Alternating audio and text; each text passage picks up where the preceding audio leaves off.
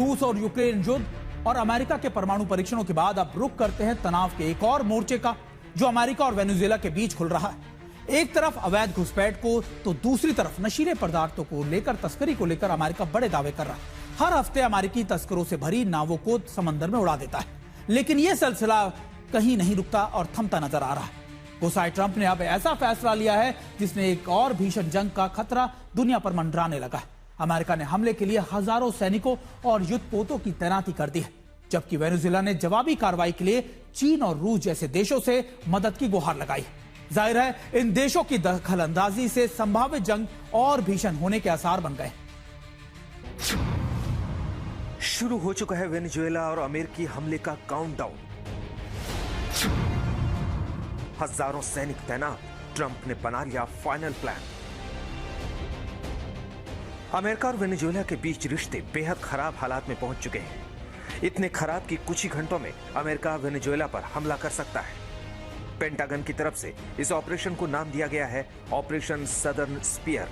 अमेरिकी सेना की ओर से कैरिबियन इलाकों में दर्जन भर युद्धपोत और करीब 15,000 सैनिकों की तैनाती भी कर दी गई है। इसके बाद से हड़कंप मच गया है और पूरी दुनिया की नजरें इस पर टिक गई हैं।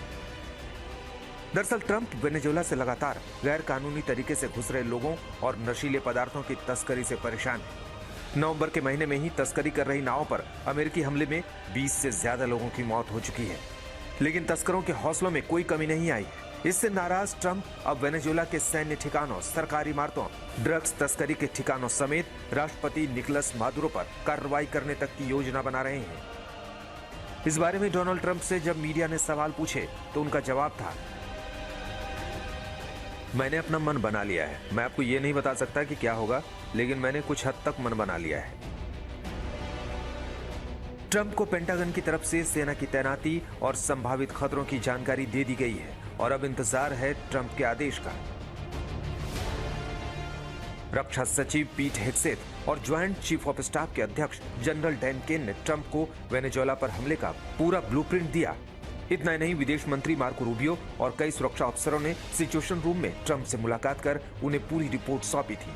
अमेरिकी सेना ने पिछले 3-4 दिन में वेनेजुएला के इर्द गिर्द जो कुछ किया है वो महज एक चेतावनी नहीं है, बल्कि एक भीषण जंग का बढ़ता खतरा है, क्योंकि न सिर्फ सैनिकों की तैनाती की गई है, साथ ही दुनिया के सबसे ताकतवर aircraft carrier USS Gerald R Ford के अलावा डिस्ट्रॉयर, क्रूजर और सबमरीन भी तैनात किए गए हैं।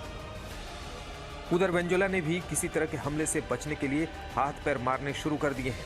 वेनेजुएला ने इस मामले में चीन, ईरान और रूस से सैन्य मदद मांगी है, ताकि जल्द से जल्द रडार डिटेक्शन सिस्टम और एयरक्राफ्ट रिपेयर शामिल है।